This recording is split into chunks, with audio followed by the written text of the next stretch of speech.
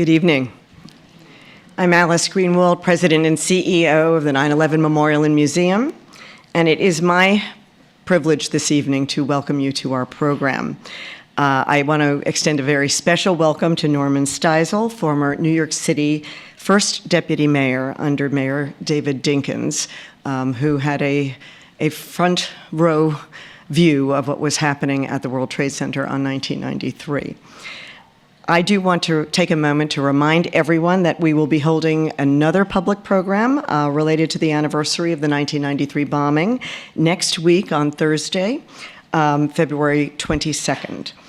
Former U.S. Attorney Mary Jo White of the Southern District of New York, who oversaw the prosecution of the first trial of the 1993 plotters, will be here to discuss the challenges of prosecuting terrorism and her role in bringing the perpetrators of the 1993 plot to justice.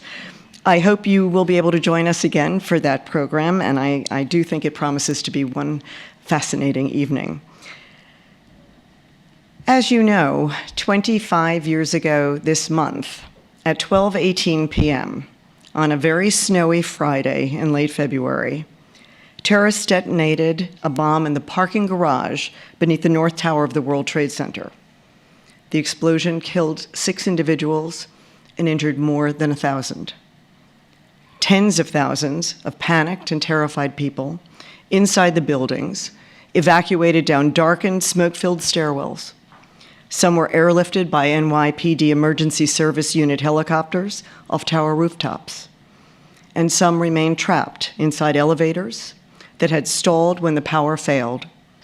It would be more than 11 hours after the bomb blast before the last survivors would escape to safety. The World Trade Center bombing of February 26, 1993, triggered the largest emergency mobilization of first responders in New York City history. That is, until September 11th, 2001. Within minutes of the bombing, Joint Terrorism Task Force investigators arrived. They would stay at the site for more than 3 weeks. This was a pivotal moment in the history of the World Trade Center, the city of New York, and our own reckoning with the terrorism that we now know to be part of life in this global age. It's hard to believe that a quarter of a century has passed.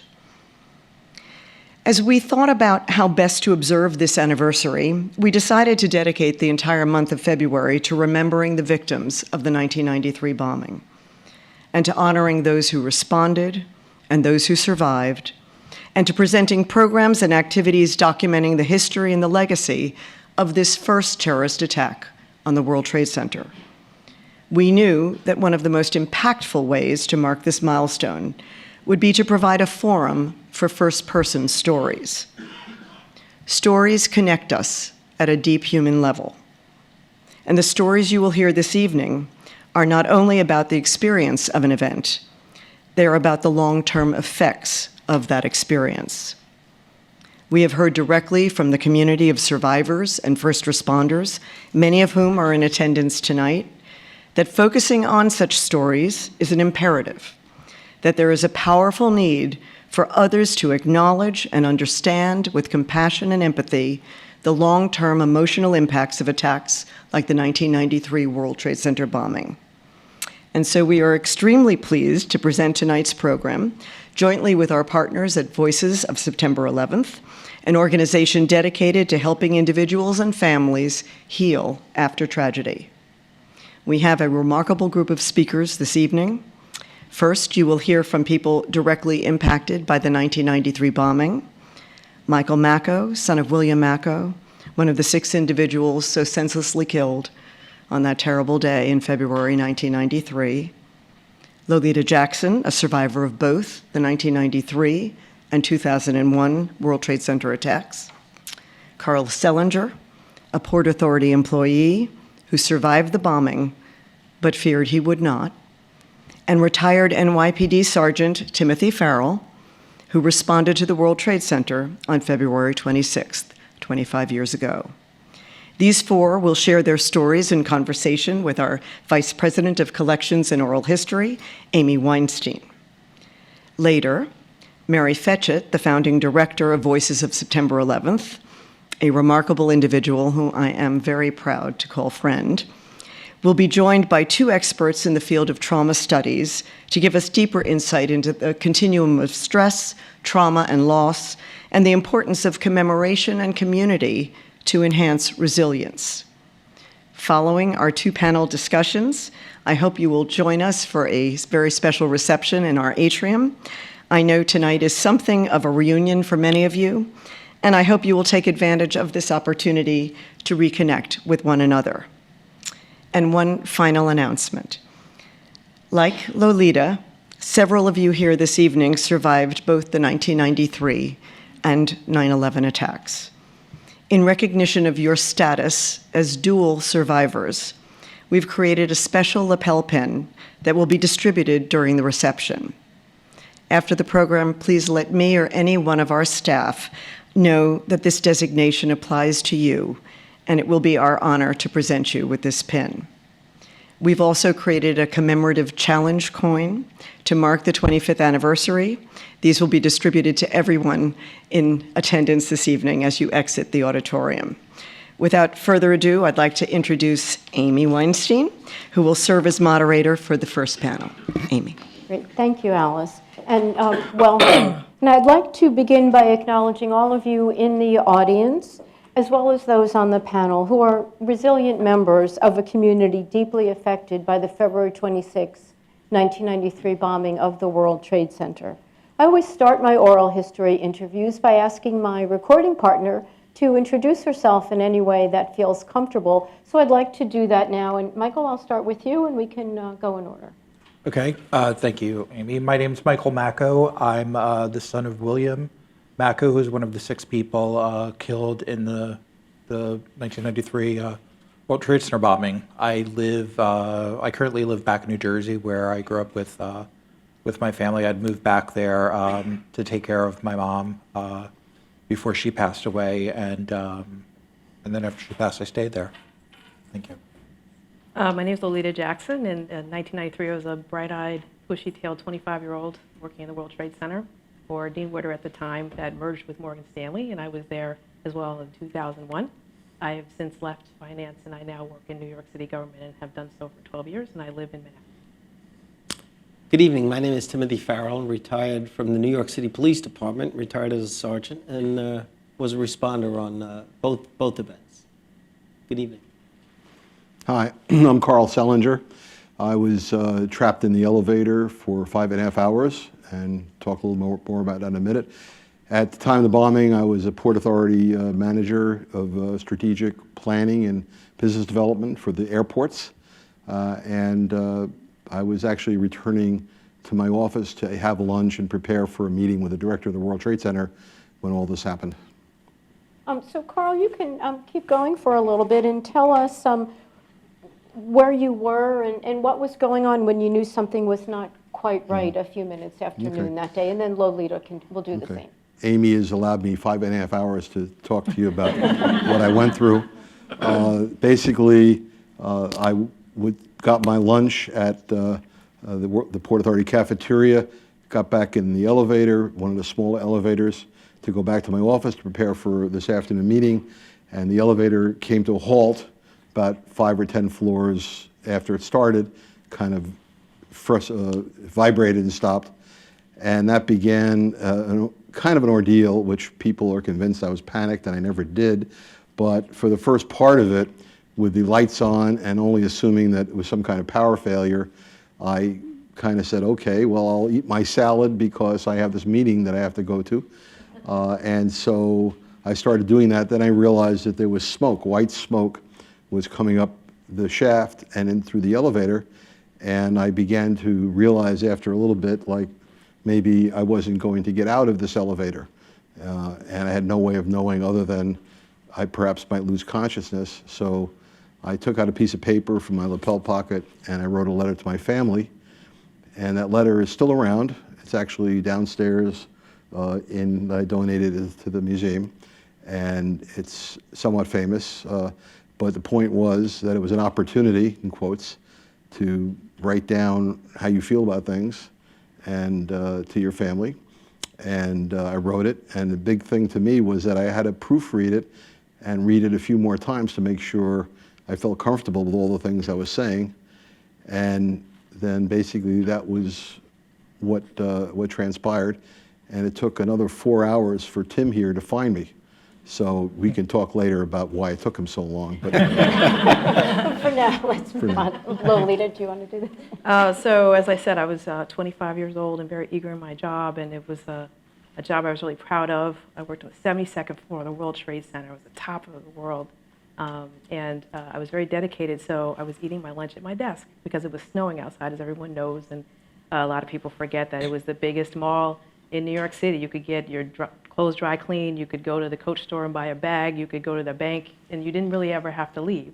And so because it was snowing, I took my lunch and bought it at the cafeteria on 44th floor and brought it up to my desk. So I was sitting at my desk and I heard a boom. You could hear it on the 72nd floor. That's how powerful it was. And didn't know what had happened, and my aunt was home, and I know she was nosy, so I knew she knew what happened. She called me on the phone at my desk, and she said, a bomb went off in the World Trade Center. I said, is the building on fire? She said, I don't think so. That's how I found out, and that's how I knew. I actually felt and heard when it actually went off. And Michael, maybe you can tell us what you know about where your father was at that time, who he was with, and also how you came to learn about what was happening at the World Trade Center. My father also worked for the Port Authority, and his office was on the B2 level, the sub-level, and it was right next to where the truck was parked so that the bomb was in. And he was eating lunch with Steve Kirkpatrick and Monica Rodriguez Smith, and his colleagues. They often, the interesting thing, they often ate lunch together. And at the time, I was living back at home. I was one of those empty nesters, and I was living back at home in Bayonne with my family. And I would drive in to the city with my dad. I was working in the city, and we would drive in every morning. And so I would, sometimes I would go into the office, and I had actually also worked in the 1 year during college. My dad got me a job working for Allied Maintenance. So I had spent a lot of time, in the, I was very familiar with the offices.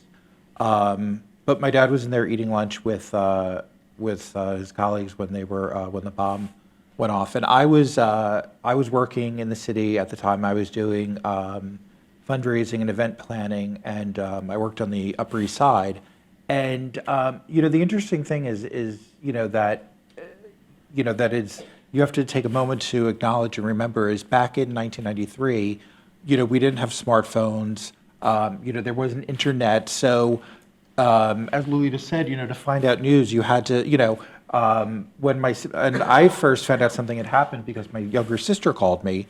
I was 29 at the time. She was 22.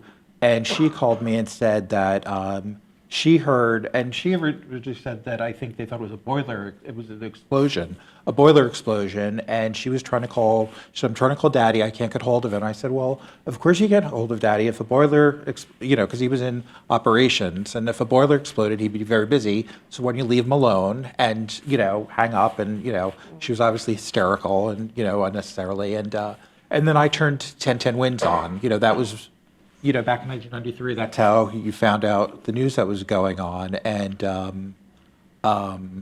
then later on, obviously, we were, learned that it was something to be concerned about.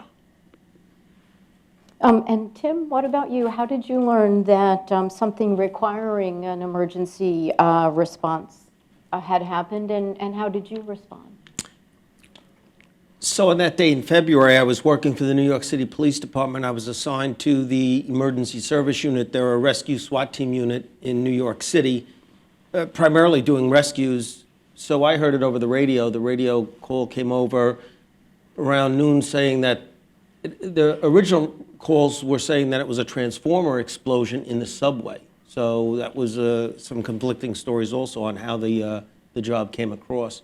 I was stationed in Brooklyn, East New York, at the 75th Precinct Emergency Squad 7, most of the other units that were working for me at the time, we assigned them to go into the city because of the number of calls that were coming through, indicating it was some kind of an explosion and there was some major damage. So I stayed in Brooklyn until some more information came saying that it was really a big issue and it was impacting the towers themselves. So New York City has a plan for high-rise fires. Part of that plan involves the New York City Police Department Aviation Unit and Emergency Service Unit. I responded to the Floyd Bennett Field, where our aviation unit is, manned a helicopter that was on the tarmac ready to take off. It was waiting for rescue personnel to board the ship, and we flew into Manhattan to then start conducting operations. And I'd like to go back to Carl and Lolita. In some ways, you experienced the bombing in parallel ways, but they were really very different ways. Lolita, tell us what happened in the minutes and if it was hours after you really felt that first jolt. So not that long after, I'd say about 10 minutes, there already was smoke because it was coming through the elevator shaft. So it wasn't smoky enough that you couldn't see, but there was definitely smoke on the floor. And there was a bit of confusion because there were no announcements. I don't remember hearing any announcements that day, or at least certainly not when we were on the floor. So everyone was sort of standing around trying to figure out what to do. In addition, on my floor, there was someone in a wheelchair. So people were very concerned about him and how we were going to they were going to evacuate him, that department. And then finally, our boss just decided to start leaving. And so we sort of slowly made our way to the stairs. And the stairwells, you could not see your hand in front of your face. They were pitch black. And if you have probably heard the numbers, that 50,000 people worked in the two towers. So imagine 50,000 people going through only 6 sets of stairs. And the smoke had already started coming up the stairs as well. So for us, the most frightening part of the day was trying to get out of the building and getting down the stairs, because it took, I believe my group took 2.5 hours to get down the stairs. And as far as the person who was in the wheelchair, 4 people carried him and 2 people carried his chair down 72 flights of stairs. There were several people in my group that were pregnant. One of them, we didn't know she was pregnant, so obviously they were very panicked about being able to get out and be safe. So there was just a lot of, because there was no communication, it was actually a very frightening experience trying to get out. And we didn't have smartphones, so right now you take out your phone and have a light. There was no lights of any kind. Maybe 1 or 2 people might have had a little mag light. But other than that, you really couldn't see anything. And for us, that was the hardest thing. And then when you got outside, it was snowing. Many people had no coats. Many people didn't even have their wallets. And so we didn't feel like we had a lot of direction. So it was a lot of confusion once you got on the street and getting home. And some people had the soot on their faces, and people just sort of looking at them with the soot on their faces and not understanding why they were there. With 9/11, I think it was much more a collective experience, whereas if you went through 93 and once you got out, it was really not a lot of acknowledgement or understanding of what was happening or if you were in it or not. So I think it was just it was a very confusing experience and very debilitating experience to go down the stairs in that way. Since you mentioned being alone when you got out, Carl, your experience was very different than Lolita's. Now, you hinted at it. Can you elaborate a little bit more about Actually, what happened in the Amy, I elevator? don't remember a thing, actually. I don't know why I'm here. Okay, well, we can all go home I'm here now. for the reception later. Rewind. I had a cakewalk. Nothing. I had nothing. I'm taking my salad up in the elevator, and the elevator stops. I didn't hear any bomb or anything. It just shuddered and stopped. And it's now approaching 7 o'clock at night. So from now until midnight, I was in an elevator by myself with my salad, with some lights for a time, smoke. Didn't know if I was going to get out of there initially. Then when I didn't expire, I said, well, okay. Then it was pitch black for 4 of the hours. So if the lights went off in about a half an hour for 4 hours and you're in an elevator. So I napped a little, walked around, sang a lot of songs, had no idea what was happening outside, none at all. And even when I got out, Tim didn't brief me on what was going on, other than offering to carry me downstairs. You know, could we do that now? Yeah, hop on the back, Carl. I want to see if you could do it. The big mistake I made when I got out was they offered to carry me 44 floors down. Anyway, I stopped. They said, you want to stop and get your coat in your office, which was just vacant. It was 7 o'clock at night, whatever it was. So you want to call home? Yeah, sure. So I go to my desk, call home, and I've been planning, this is 5.5 hours later, I've been planning to say to my wife when she answered, what's for dinner? I had practice, yeah. I had nothing to do for 5 hours. Not knowing what had happened still. And so I chickened out. I didn't do that. I said, hi, and she screamed, and I said, I just got out of the elevator, I'm okay. And it was a bigger scream, and there was screams behind the phone, and there was a list by that point, which I saw later, single space, all the people that had called during the day to say, you know, is Carl okay, is Carl okay? And there was nothing from me, no word. So I had it really easy, and people insist or ask me why, was I scared, was I panicky? No, no, no, and it's each of us doesn't quite have this kind of opportunity or incident, but when you do have a challenge in your life, whether it's family or some kind of crisis, how you deal with it is up to each of us individually. And so I dealt with what I had to deal with, which was a closed environment, and then he rescued me. And I wanted to stay there for a while longer because I was enjoying myself, actually. Not far from the truth. So that's all I'll say right now. Tim, so you also hinted at how you got there. You arrived by helicopter. What did it look like from your perspective, either in the air and as you got to the roof and inside the building? So I said we have this high-rise fire plan in New York City. New York City Police Department has the helicopters, and so we rigged the ship in order to conduct a rooftop operation if that was going to take place, setting up a line so that we could rappel out, do whatever we could do to start the operations. As we got closer to the World Trade Center, the pilot of the ship said that they were going to land at a landing zone that was created nearby. There's a building on that site now. So we landed first, and then he asked for all the equipment to be taken out. Now, he's in command of the ship. I wasn't exactly sure why I was taking out all this rescue equipment, self-contained breathing apparatus, other things.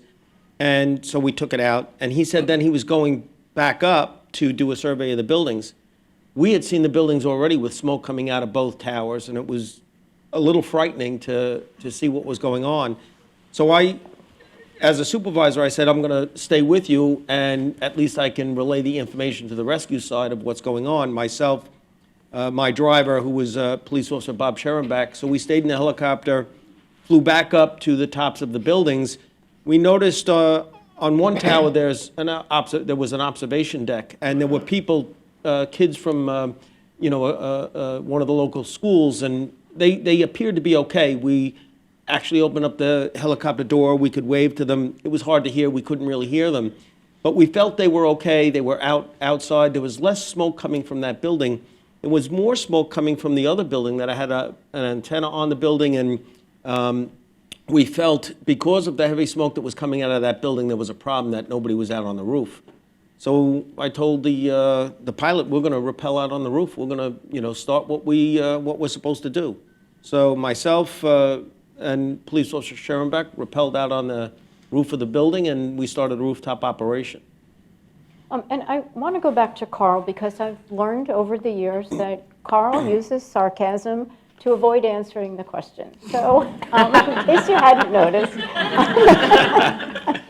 I'm going to tell us more. In that elevator, it was not a cakewalk. I'm sorry, I can't let you get away with that. Tell us, and that letter, as Alice said earlier, you didn't just write that letter. So share it with us a little more. Actually, I wrote it the day before. I actually wrote that letter. They interviewed me on Today's Show, all of us, and it's going to air in March. And the interviewer, Chanel, kept on asking me, come on, Carl, it had to be tougher than that. Well, look, that was the breaks, and it wasn't that bad. I didn't know there was a bombing. I thought I'd survive after I wasn't dead. I had a handkerchief over my face, which is on exhibit down here, a gray handkerchief. with lots of smoke from the World Trade Center. And I had food, and I was listening to the building going very silent after a while, and wondering maybe, and hearing people evacuate through the wall that on the elevator shaft. And nobody had heard me, and I couldn't communicate. And I had half a salad, and it was five hours, and I thought I might be in there for the weekend. I thought maybe they'll come tomorrow. I had no way of knowing what was going on. So I was just planning to be there. I was singing, I was walking back and forth for about an hour. You know, you have time. Like, if we want to kill time between now and 5 hours from now, this is what you do. So maybe it's a manual for getting trapped somewhere. Actually, I have more of a simpatico with the Chilean miners who were trapped. When I first heard that story, that wasn't an earthquake, that wasn't some kind of emergency. And I first heard that story, and I said, oh my goodness. And then when we heard that they were alive, they communicated with them a few days later, that had a real impact on me, because I was thinking of, I have gone through exactly what they're going through. Does anybody know where I am, and so forth. But I never panicked, and it just went on and on and on until suddenly the elevator cab moved, and I went up, and there was Tim. The fact was that I was so out of it, that not knowing what was going on, that the next day, the following morning, I went and got my New York Times home delivery, opened it up, and it said World Trade Center bombed. And I said, World Trade Center bombed! And I ran in to tell my wife. And she looked at me like, what are you talking about? You were there. I said, no, nobody told me. What happened? And the other thing was being in the ambulance for the first time, being driven away from here, like at 6, peeling out on West Street. And I was on a stretcher. They put me on a stretcher. They said, you got to go on a stretcher. I was lying down backwards, and these two guys were from the Saddlebrook, New Jersey emergency squad. And they were tearing out, and they got word to go to Mother Cabrini Hospital on 21st Street, East 21st Street. And one person said to the other, do you know where that is? And he looked down at me, you know where Mother Cabrini Hospital is? And I'm like this, going 60 miles an hour backwards, watching the lights through the, and I have to think, you know, well, make a right at Canal Street. That's coming, oh, you passed Canal? Well, so we got there. So I had an unusual experience, given that. It wasn't painful, wasn't. Lots of people did suffer, did whatever, and certainly 9/11 was a different animal. And I've written an account of this, folks, so you can read all about it. My cousin told me the week after, you got to write this down, you got to write it down. So, including the playlist of Achy Breaky Heart, America the Beautiful, and whatever. It's not on CD because you would not want to hear me on CD. But that's what I did for 5.5 hours until he found me. And I do recommend you read the account. He wrote it on March 1st, I think, just a couple days. Mm-hmm. And it's a remarkable, almost minute-by-minute account. And the passage of time, just even reading a few sentences and realizing so much has happened in 15 minutes, and then it jumps to an hour or two later. So I do recommend that. But I think that I suspect that everybody in the audience is going to want to hear from both of you about how it feels. I think you didn't stay in touch all these 25 years. How does it feel today to see each other again? You go. The first time I met him, he didn't share his lunch with me. I think more significant, when they were setting this up, and I talked to one of the people from the museum, and she said, well, she spoke to Tim, who I didn't know, and he said, oh, was he the one with the salad? He was after my salad. That's the bottom line here. It's funny because we started this rooftop operation, and then eventually we got more personnel up there, and we decided to continue to start doing, we divided rescue teams. We had some doing floor-to-floor searches. We had some doing searches of the stairways, and I was then put in charge of searching the elevators. We actually flew elevator mechanics up, civilians, so that they could help manually work the elevators. They knew the elevators. We were trained in doing some of that, but it was their building. We had it cleared enough air-wise that it was safe for them to be there. And we worked with them so that they would move the elevator down to a floor, and we'd be able to open up the elevator doors. As Carl had mentioned, his door, we had dropped keys to open up the doors, but the door still got stuck, so we still had to do some forcing to get the door open. And Carl is sitting in the door, and very similar to how he is today. First good thing is we freed a number of people from the elevators. I may have freed 25 or 35 people that day. How I remembered Carl was the fact that he wasn't really physically upset or emotional. He was calm, he was jocular, as you can see him today, and he talked about how he wasn't sure what happened, and he had first started to eat the salad for lunch, and then he said, maybe I have to conserve this, and I might be here for a while, so I may have to ration this. And so, of course, it stuck with me. You ask, Amy, did we stay in touch? It's a great city, the city of New York, and I've had a great fortune to work in the police department, but everyone that you save, you don't ask them for a business card and say, how can I stay in touch with you? The great thing is I've really been blessed to meet wonderful New Yorkers, and having an opportunity to see Carl, and if you get a chance to read his letter and understand the feeling behind what this man wrote and how he has lived his life, one of the things he said in his letter was, I want my children to live a good life. I want them to be happy. I say that's what's so important today. It's very difficult when you have a personal tragedy, but to understand that what's so important in life is to live life. Come back from these tragedies and understand that you have a blessing that you were spared or saved and rescued and go about that life. That's what's so important. And, Lolita, you made some very important decisions on February 26, 1993, and I think we could spend a whole program on how those decisions have affected your life. But for tonight, let's focus on how those decisions in February affected you on September 11th, 2001. Well, in many ways, but I'll focus on how basically 1993 I feel saved my life on 9/11. Most of the people who I worked with in 1993 also were there on 9/11, so that's one thing. We had all been through this experience before together. The second is that the company I worked for, which was Dean Witter and turned into Morgan Stanley, was the largest tenant of the buildings. There were 2,500 of us because that was our world headquarters for Dean Witter. And so we had a very active plan for evacuation. The head of our security apparatus was named Rick Riscorla, who died on 9/11. I was actually about 6 people away from him when we got hit by the planes. And he prepared us very well for 9/11. So one of the examples is that we had very frequent fire drills, and they had senior people be the fire wardens. So you don't think about this, but if someone who unfortunately maybe is in the mailroom or someone who's a junior person tells someone to leave their desk, they may not listen. If it's a vice president, that person's probably your boss or equal to your boss, and you're going to get up. And so little things like that, making sure you had male and female fire wardens to check the bathrooms. And also the Port Authority made a lot of changes. So the stairwells that were completely dark on 9/11, they had lights and there was reflective paint. It was a very different experience for me personally evacuating on 9/11 than it was in 93.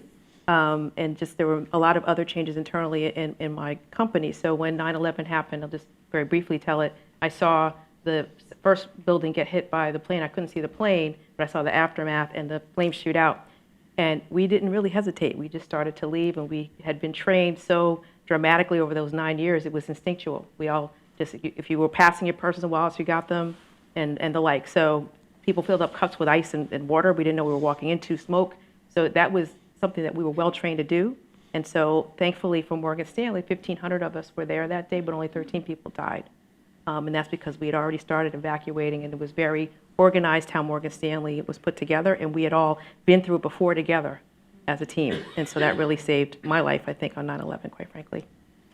But you were with someone who made a different decision that morning. Can you share that Yes. with the group too? So we started to evacuate, and the Morgan Stanley announcer, which was different than the Port Authority announcer, said, anybody in Morgan Stanley, please come in from the stairwells and take elevators to the sky lobby. If you remember, there were 2 sky lobbies. They said, take elevators to the 44th floor so you could get directions. And the person I was going down the stairs with, he was trying to call his wife in the stairwell. And I said, they're concrete, you can't get reception. And so he said, yeah, you're right. And so when we came in and they told us to take the elevators, He said, I'm going to call my wife in an empty office. And I turned like this, and a voice said to me not to go with him. And so I said, no, I'll just see you down there because I'm not married. Who am I calling? So turned, took that elevator down, and I was on 44, and that's when we got hit by the plane. And what people surmised afterward is that he was in the elevator by himself 2 or 3 minutes later when we got hit by the plane and the cable in the elevator snapped. So that's how he likely died. So I would have absolutely been with him had I gone with him. And you made one other very important decision also after 9/11. Oh, I said, if you can get killed going to work, you better really love your job. So finance is gone. I'm not in finance anymore. I actually work for New York City now. I worked for New York City for 12 years. I'm very proud to have changed to a life of service. And I was a docent for 2 years for the Tribute Center. So that was my way of contributing, giving back, because many people had never met someone who lived through either of them. And so just being able to tell the story that in 1993, many of us got out, and in 9/11, 15,000 people walked out. It's been very cathartic for me. Tim, helicopter was part of your day on September 11th, and in the days that followed. Can you tell us a little bit about I'm thinking in particular of your journey to One Police Plaza, but you can answer in any way that's comfortable for you. So you're talking about the 2001 After. incident now. First of all, I really have to get this thought off my mind. It's a wonderful message you're sharing, Lolita, in that preparedness is the key. And I couldn't stress it enough. You should all be Boy Scouts or Girl Scouts and understand that that's really the key to Know where any the stairs emergency. are wherever you work now. Know Yeah. where the stairs are. Look at plans, and there are great things out there to help you with that. 2001, I had retired. I had spent 21 years in the New York City Police Department and decided that it was time to retire. So I retired in July of 2001. I actually got in a car to drive cross country with my family. My wife rolled the car over. We were all in the car. We survived that too. But then on the day of the World Trade Center incident, 2001, I was home working. I had retired, so I was working another job. And I see the news, and being a part of the New York City Police Department and the Urban Search and Rescue Task Force, I knew it was a big incident when I saw the second plane hit the building. So I came into the city. I went to my former headquarters in Brooklyn. And because of my involvement with the Urban Search and Rescue Task Force, one of the supervisors said, you need to be down there. And so instead of thinking that I was just going to help supply the troops with tools and equipment, I responded to the event and started rescue operations here. And after a few days, I then moved into planning, which is what I really did a lot of during our work as the FEMA Urban Search and Rescue Task Force. But I was thinking in particular, I think you met with some 9/11 family members at one point. Yeah, so when I started doing planning, we had lost 14 team members from the emergency service unit in the collapse of the building, 23 New York City police officers, many Port Authority employees, 343 firefighters. So I needed to focus on something in planning, and I focused on trying to understand the loss for the emergency service unit. So I was able then to work with a group of people in intelligence to gather the radio communications and documents and eyewitnesses of where the police officers were assigned, trying to say that I could try to build a rescue effort around where they may be, hoping that we would find a void or we would be able to then identify them. So we filled out a map and we drew a diagram of where they would be and documented the information that we were able to gather through intelligence. In doing that, the police department, like so many people, wanted to know where were my relatives, where were these people. The relatives of the New York City police officers that were killed were asking the same questions. And so I had been relieved and gone home after 4 days. And on the 5th day, the families were asking this question, and the map was given to the chief of police, and he said, who did this? And it was me, and he said, well, I want him here to explain to the families. So they sent the helicopter back out to Williston Park and picked me up and flew me into the the police headquarters so that I could talk to the family and talk about what we were trying to do to rescue and/or recover members of the police department. And Michael, I'd like to give you the last word as a family member, as the relative of someone killed in that first terrorist attack. Can you speak about the importance of hearing information of the sort that Tim was sharing? And we've got just about only a minute or so for you to do that. Yeah, I mean, it's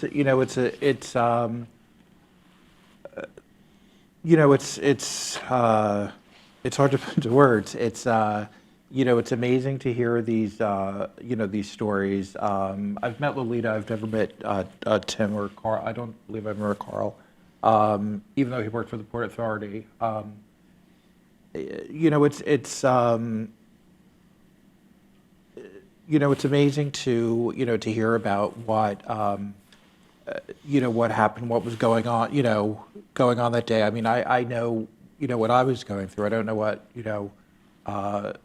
what my father was going through. I can only imagine, and what was going on around him. And I think it's very cathartic. It helps you process what happened. And I think for a long time, after the '93 bombing, I didn't want to come down to Lower Manhattan. I didn't want to look at the World Trade Center. It was so deep. But I think as time moves on and you work through it and you heal and and hearing these things do help you process it and and move on. And as Jim said, you do have to live your life, and you have to your life moves on. Well, I think that's the perfect note for us to end on. Thank you all so much for participating. I learned so much from each of you no matter how many times we talk. And thanks to all of you in the audience for letting our panelists share their stories. Unfortunately, we won't be able to take any questions from you right now, but please do stay for the full program, and you'll have a chance to speak directly with our panelists later on in the evening. Please remain in your seats and enjoy 3 short videos before the second half of the evening, and we'll exit. Thanks.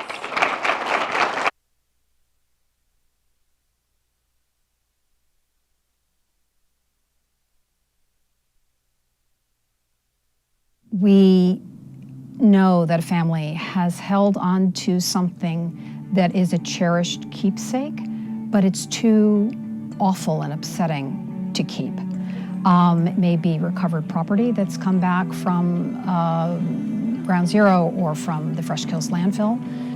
It may be the last tangible proof that this person was where they were on September 11th. Sometimes donating it to the museum is a way for them to lay a load down and take the next step forward. And we always want to be here for that opportunity for them. The acquisition process is usually a combination of proactive and reactive conversations and activities. This in turn triggers a fairly extensive research process on our side, trying to authenticate and fact check. We also go to as many primary and secondary sources as we can to put footnotes into our curatorial rationales. Our collecting efforts are far from over. Every day we have our eyes open, our ears open. We're on high alert because we feel this history is still unfinished. The stories themselves are still being told by artifacts. There are still actors in this history that we need to animate through donated materials. And we are fully committed to keeping these chapters ongoing. We haven't forgotten. These were people who had lives and celebrated birthdays, and we recognize that on a daily basis by placing a single white rose on each of the names on their birthdays. Every morning, our visitor services team, we meet to go over any pertinent information for that day. And then afterwards, one of the supervisors, we print the names of the victims who would have had a birthday that day. And then we cut a single white rose, and we place the white rose on their names on the memorial. And then throughout the day, we will go around just to make sure that the roses haven't been moved. And if it is moved, we will place another rose just in case. We received the roses from the Lower Manhattan florist by the name of Floratech. They donate the roses for our birthday program. The owner, Mikey, and his team, they hand select the roses and they take care to make sure that we receive the prettiest roses so that it looks nice when we place the roses on the memorial for not only visitors but family members to see. It can be a lot to take in for our visitors when they first arrive on the memorial, seeing the nearly 3,000 names of the victims from 9/11. So seeing the single white rose on a name, it gives our staff the opportunity to make a connection with the visitors, to tell the stories of the victims, let them know that they were just like us. It's important for us to honor that on a daily basis.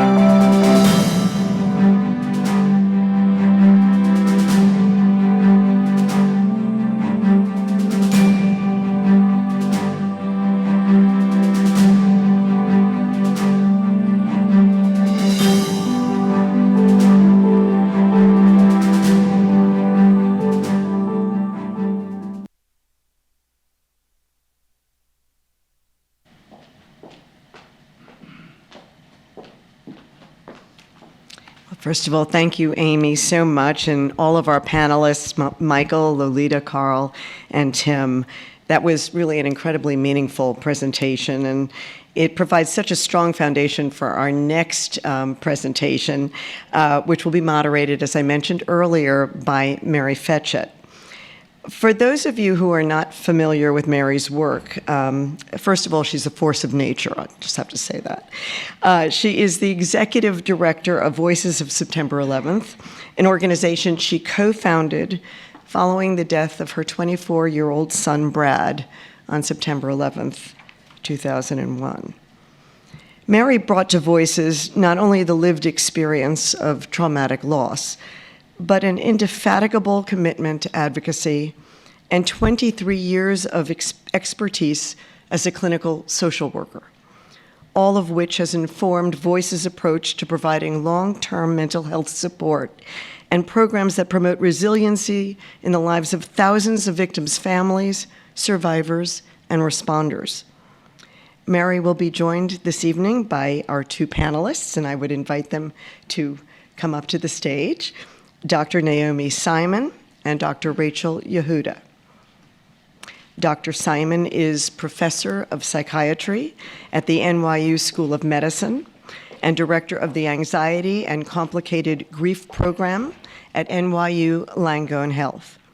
She is also chair of the Scientific Council of the Anxiety Disorders Association of America, a distinguished fellow of the American Psychiatric Association, a fellow of the American College of Neuropsychopharmacology, and she serves as deputy editor of Depression and Anxiety.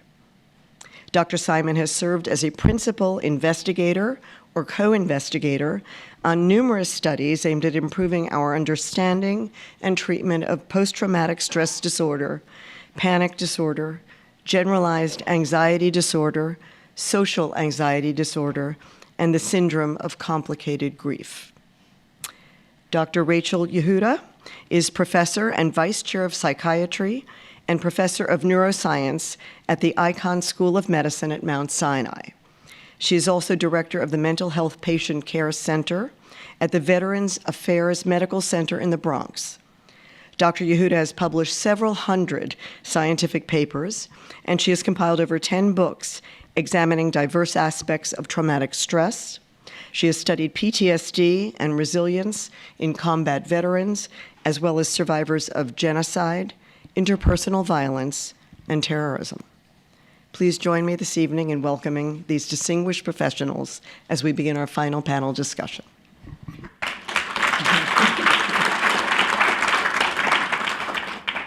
Thank you, Alice. And I want to say also just what a privilege it is to be here tonight and to be involved in the program. And just to speak to Alice's leadership, this program tonight is a really good example of her commitment to making this memorial the institution it is today. And, you know, when you think back to the bombing in 1993, there wasn't the focus back then that she's shining a light on today. And I just think it's just so important. And also a privilege to be here with Dr. Simon and Dr. Yehuda, two people that I really admire their work and have had the privilege of knowing as well. I just wanted to take a show of hands to understand a little bit better on who we have in the audience. So I'm wondering if you could just raise your hand if you happen to be there in 1993 at the bombing. And then how many people were there on 9/11? Was there anyone in the audience that was injured during either of those attacks? Well, we'll talk a little bit about that. But you know, as Lolita said, there were 50,000 people that evacuated that day, and there was little attention when you think about that large number of people on the survivor population. That's changed a bit since 9/11, more recently with the World Trade Center Health Program and the impact it's had on the people that survived. But I wanted to talk a little bit about the continuum of stress and loss and trauma on individuals. And so I wanted to start with you, Rachel. Can you explain that a bit? Well, I think what you're referring to is the fact that after people are exposed to extreme trauma, there isn't one particular set of reactions that will be true across the board. I think that that is one of the hard things about really understanding the effects of traumatic stress, because we want an effect that everyone has, and that's how we know we've been exposed to trauma, but it really doesn't work that way. What happens is that different people express very different reactions. I mean, you saw that just a few moments ago with the panel. On the one hand, you have people that will be quite resilient, that will express appropriately the emotions that help them get through the day, whether it's shock or surprise or mobilization. And for a while thereafter, these memories will be consolidated and they'll reflect upon what could have happened but didn't, and try to get a life lesson going, and try to use the event somehow in a positive way. On the other end of the extreme are people who remain very frightened, very overwhelmed, very emotionally scarred, really, for a very long time. And sometimes they develop post-traumatic stress disorder. That's the most famous condition that most people know about following exposure to trauma. But it's also very common for people to be very depressed, to have generalized anxiety reactions or panic, or start to have poor health behaviors, eat too much, start smoking, use drugs, self-medicate. And it's an insidious, pernicious response that can last for a long time. But then there's a lot of zone in the middle where what that can look like is having a lot of good times and bad times, having symptoms at a tolerable level but not so severe that you can't work, but having a different threshold so that you can get right back there if something triggers you. So that's the spectrum. Yeah, Well- and I think another maybe point to make to that, since you're speaking of this, of when something triggers you, is that that's also another part of the spectrum. So for some people, certain dates or certain other reminders will be triggering. For other people, they may not. And even within a certain person, it might be within the context of what else is going on with them at that time. So it's not surprising if people are almost surprised sometimes by their own reactions, that something sort of brings back the memory or the emotion of that time period. And it can be quite an intense experience for people.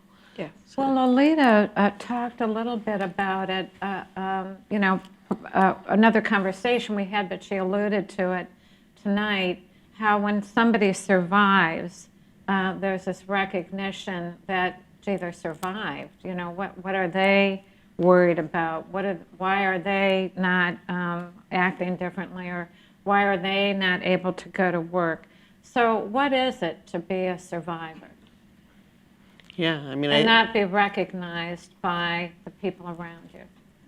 Well, I think usually the people who are hardest on the survivors are the survivors themselves, because they're, often left with both dealing with the trauma and dealing with any of the losses or things that occurred around them. And many times, even though it seems counterintuitive, people will actually feel guilty about that. So they'll question, could they have done something differently on that day, or, be very difficult on themselves in that way.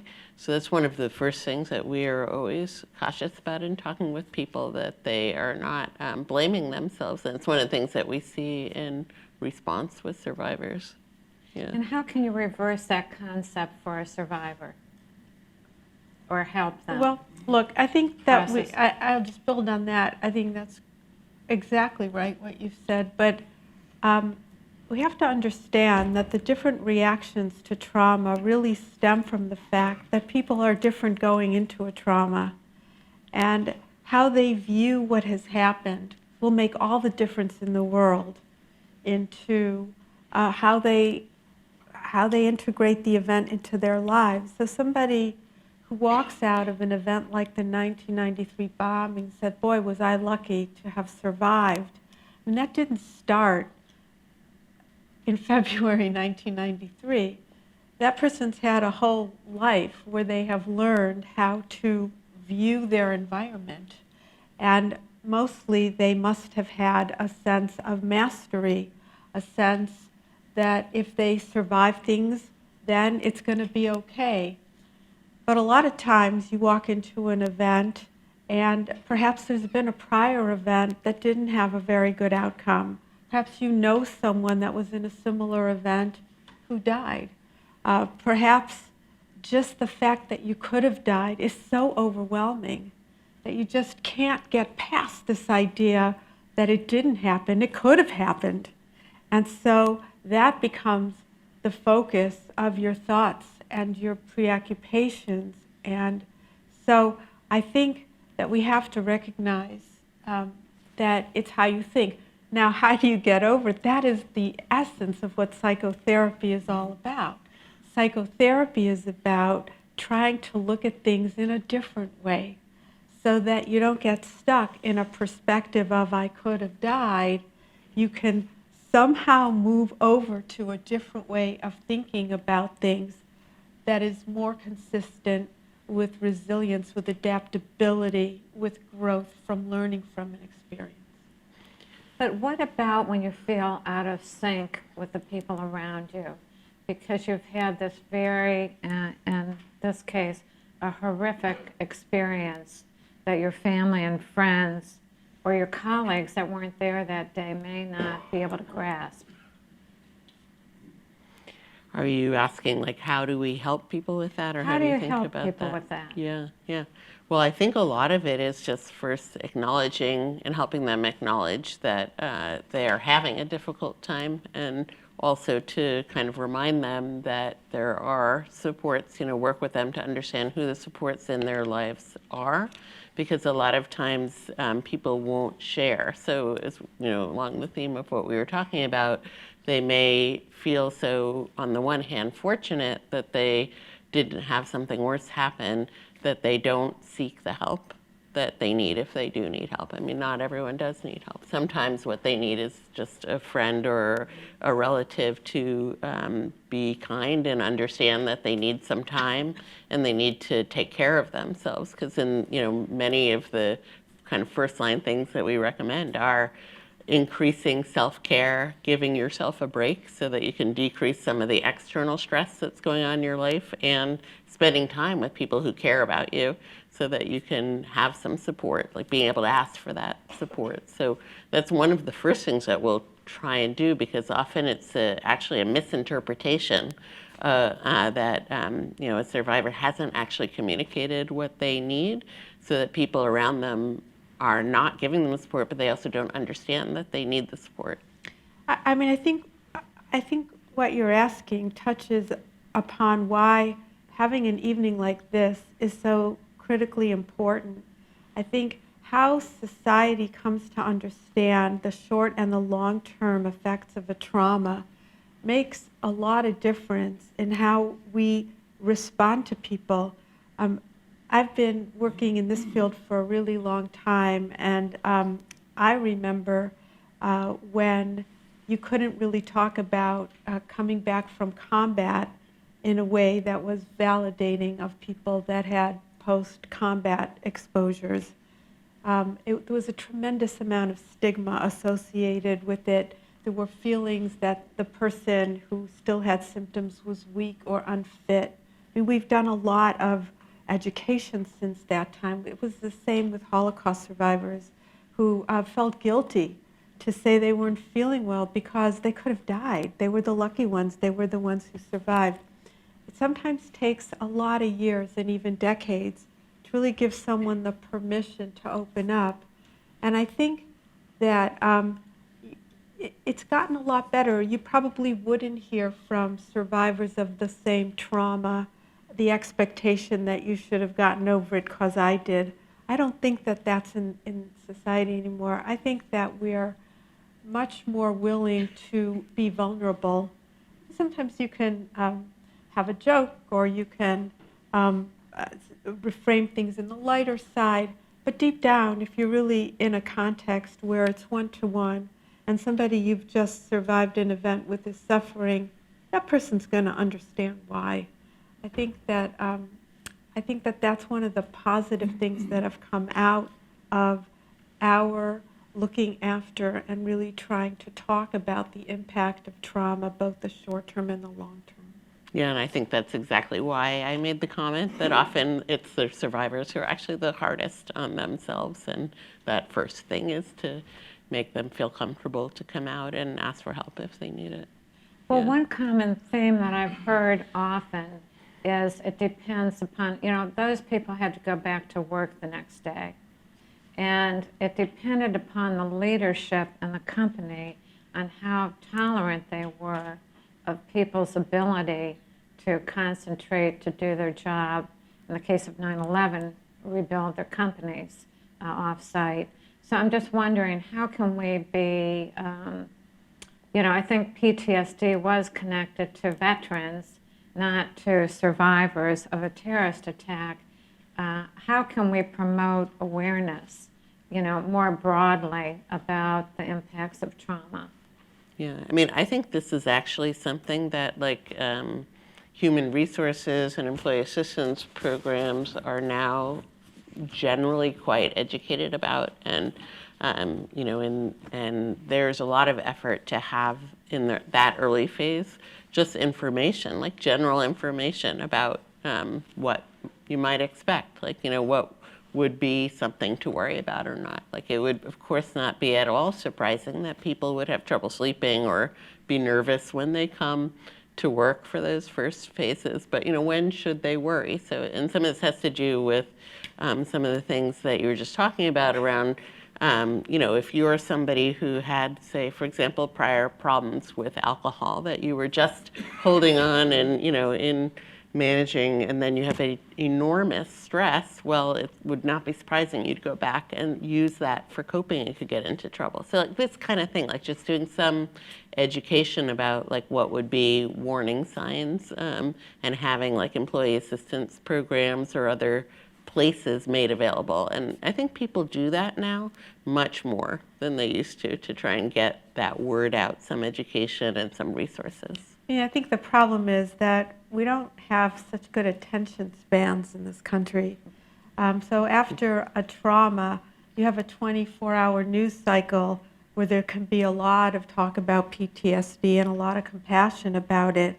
But a week later, it's like, oh, you're still thinking about that? That's over. It's been a whole week. And meanwhile, we've had, the Golden Globes and the Olympics and all these other things.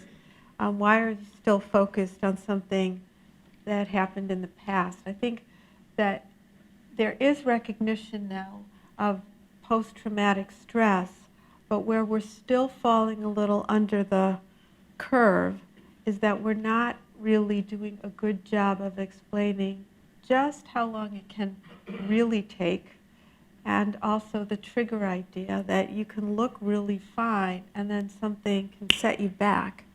So one of the things, again, to talk about veterans, one of the things that we do for veterans is we have programs for veterans that want to go back to work and avoid disability. We have supported employment programs where a therapist actually works with the employer to help support the veteran who may have an anger episode or may need a time out or may need a little more slack and understanding. And I think that that is a model that could be really brought to bear in a workplace in which there's been a critical incident or trauma. I think a lot of resources were already in place in 9/11 that probably weren't there in 1993 in the fire department and police department. But I think we can still take that further, but it's really going to be grassroots. It's really incumbent upon survivors to be willing to share their feelings and experiences and their stories, because that's how society learns. They learn more from the people who were there sometimes than the people who are, experts in the field. What do they know? But I think that it's really more compelling to hear it straight from the survivor. And it's actually another lesson with veterans that we learned very strongly is that the peers have the greatest impact on helping someone who's struggling to That be willing to network. come in. Yeah, peer network. And that or- shared experience. Exactly. Naomi, you mentioned about sleep problems. What are some of the physiological issues or conditions that somebody that has been, gone through a trauma experiences? Well, I mean, I think you're talking about in the acute trauma period, or Yes, people who would uh-huh. have. Yeah, Right. I think it's often just very hard. People are highly aroused, and it's kind of, if you think about it, a very natural reaction that you would become hyper alert and wanting to check for safety. It's something that's kind of built into our biology to protect ourselves, and so that kind of system of being on hyper alert has been activated, and it can take a while to come down, even for people who don't develop post-traumatic stress. And one of the things that you see is it's very hard to settle down and go to sleep. I think another thing is that we process things and information in our dreams, and so that's why nightmares can be another thing that can present both in that acute aftermath, but also in post-traumatic stress disorder. And these are kind of our body's reaction to extreme stresses and traumas and ways of trying to kind of cope with it and settle. Actually, Dr. Yehuda studied a lot of this kind of question. Yeah. Well, it's actually a really interesting question because the way you describe it, it makes perfect sense that you would be aroused. One of the things that we've learned from our research is that the people who are most likely to develop PTSD following a trauma actually have lower levels of the hormone cortisol, which is a stress hormone, lower levels. Now, high levels of stress are associated with high levels of cortisol, so you might think that doesn't make sense.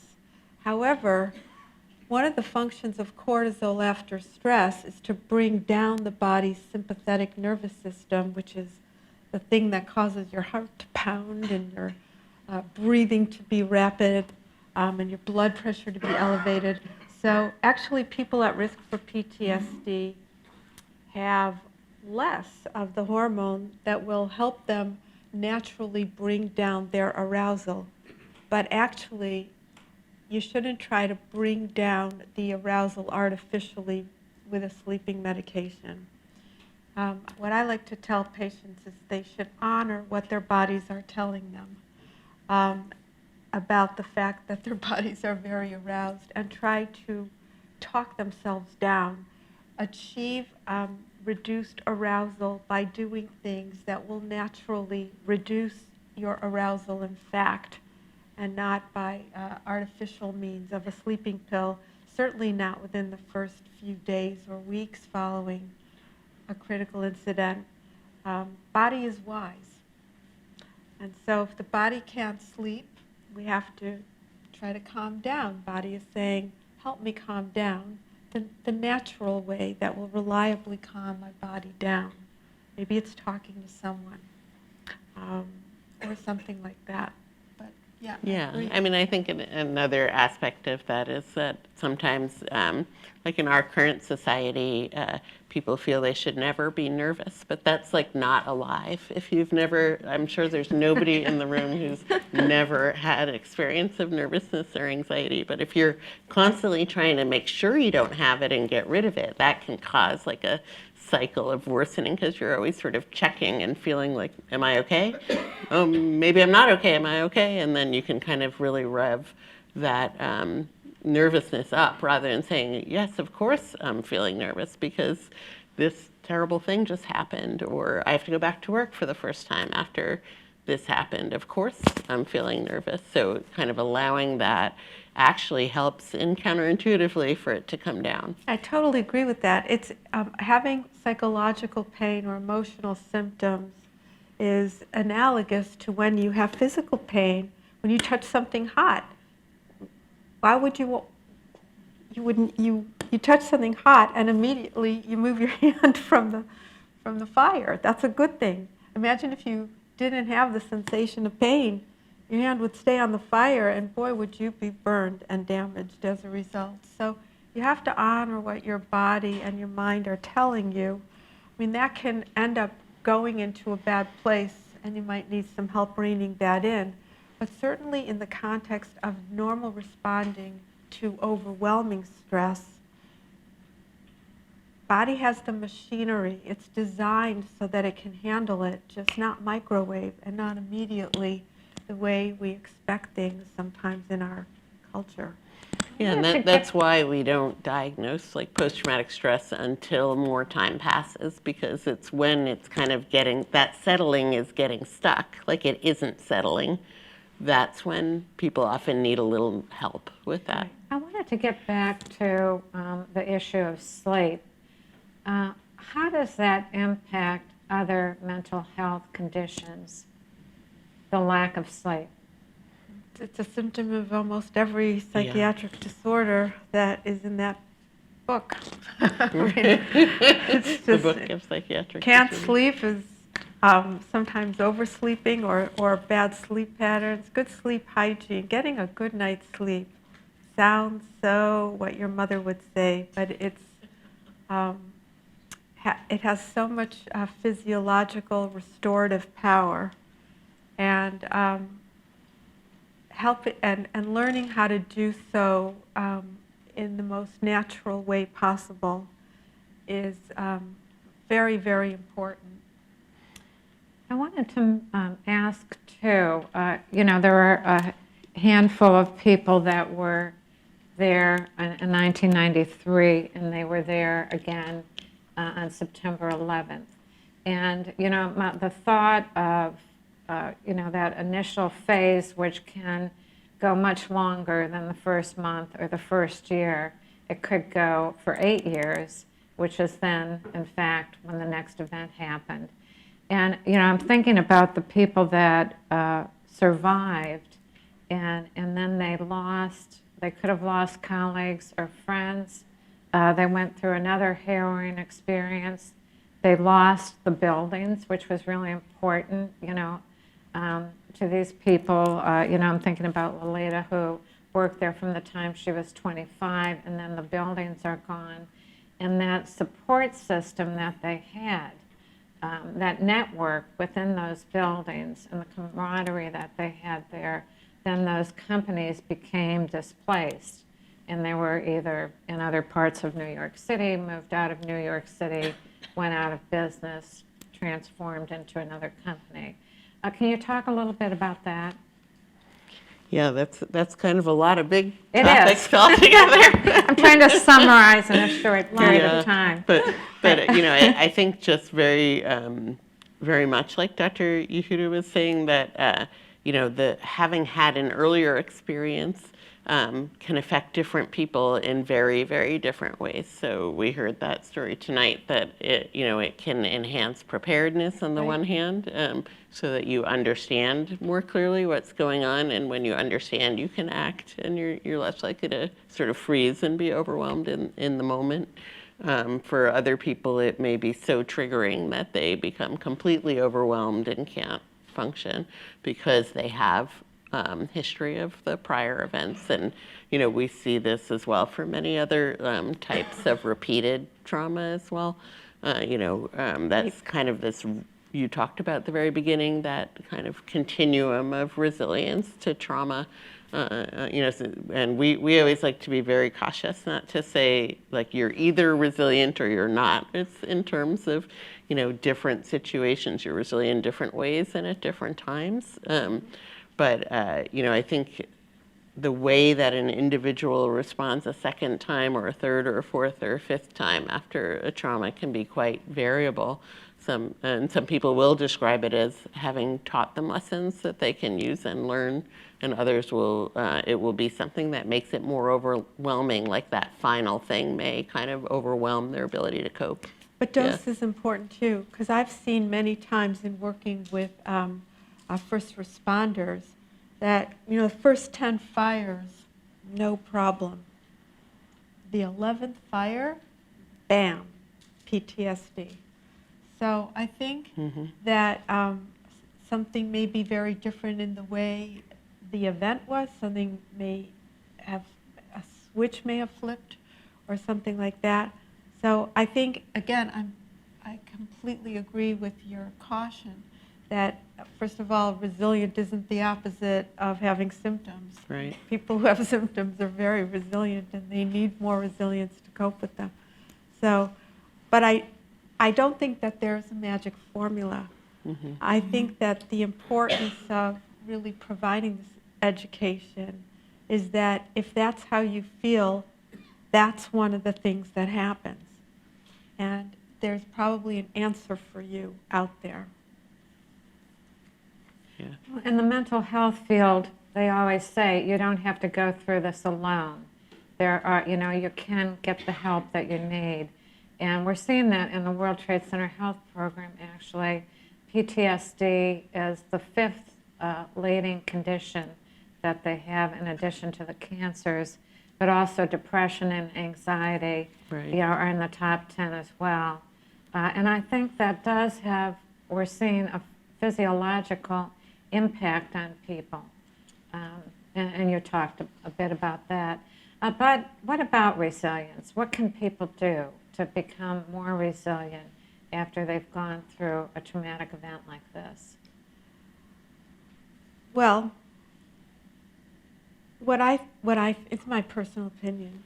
I'll share it. I mean, the people that I have seen that truly come out the other side, so to speak, of a catastrophic event are people that decide in some way to help other people get through similar events, or to make it count, or to make it an object lesson, or to make sure it wasn't in vain. And they may or may not have symptoms as a result of it, but somehow even the symptoms are easier to swallow and easier to bear. I think making meaning of what happened, making the world a better place to counteract the bad, that is resilience. And that's what I think this day is about here in this museum. I think that's what this museum's about. And so I think that's resilience.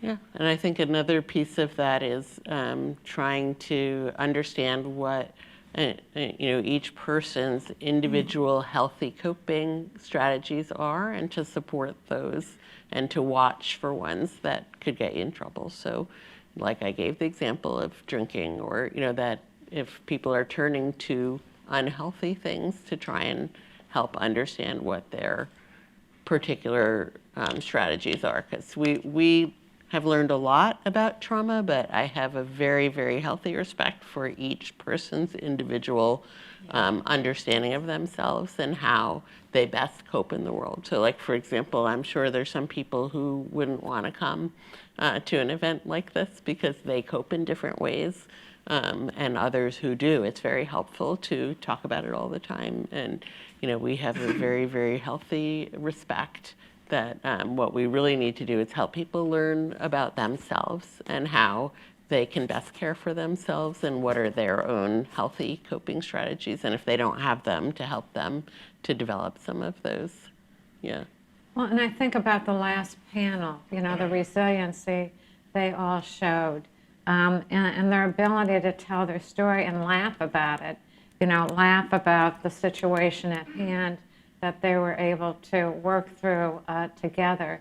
So is there a power in the story in being able to create that narrative? I've known a lot of survivors, and it depends on the day. I mean, one day the same person can be very reflective and sad, and really want to talk about the deep emotional impact, and the next day it could be a joke. I've seen it from the same person. So I would say that I would say that the ability to ultimately distance yourself enough to make light of it is a sign of resilience.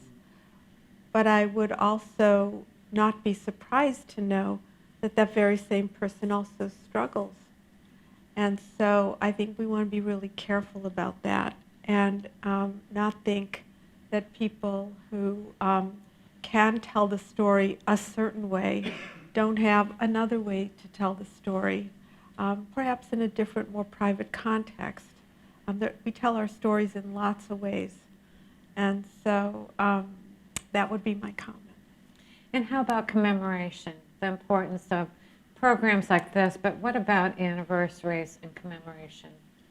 Yeah, I think it's really, really helpful both around bringing together one's social circle and social supports together to commemorate. So that's something that we do, like around our anniversaries of losses or traumatic events and things like that. Of bringing a community like it happened here, I think is really wonderful. And I think the other piece of that is really related to what I was saying before, of being able to acknowledge oneself that it might be a difficult day, and you want to be able to both take some time to honor that day and the horror perhaps of that day, but also to then go do something else and have some self-care involved in that day. And I think those two messages together are usually what can be very helpful to people. When you take a day to commemorate a trauma, the reason it is therapeutic is because you create a container for it. And then you can put the lid on it and walk away the next day, knowing that you honored it, but knowing that it doesn't have to spill over. And so the ritual of commemoration, and for people that weren't affected by 1993 bombing or 9/11 bombing, perhaps something else happened in your life. You should commemorate it. You should circle it on your calendar and go through a ritual either privately or with someone that you trust to acknowledge it. Maybe it was a loss of a loved one. In the Jewish faith, there is Yortzeit. We do this all the time. Maybe you were sexually abused. Maybe something else happened. Don't avoid it. Because if you take the day to commemorate and honor it, then you won't have the spontaneous recollections when they're uninvited. So it's an extremely important thing to do. That was wonderful. We intended to have time for questions. Do we have a minute? Oh, time is up. Do we have any questions? Are there questions? Oh, there's one over there. Do you see any difference in people who 93 survivors think of themselves as survivors, whereas 9/11 people in the building, injured or emotionally traumatized, see themselves as victims? It's a very different mindset. It's a different word, isn't it? So, coming from Holocaust studies, the victims were the ones that died. The survivors were the ones that lived. From a mental health perspective, one could say that those who lived still have emotional scars. But the language that we use and the words we use to talk about this is very, very important. I personally like the term survivor. It's aspirational. And it's true. You survived something. So, yeah. Yeah, I totally agree. Yeah, I prefer that. But it's interesting comment. Yeah, I'm not sure Totally. where that came from exactly. Yeah. I was in Germany both times. And very different mentality. Yeah. Well, I want to thank both of you for your time tonight. And again, Alice, thank you for including us in the program.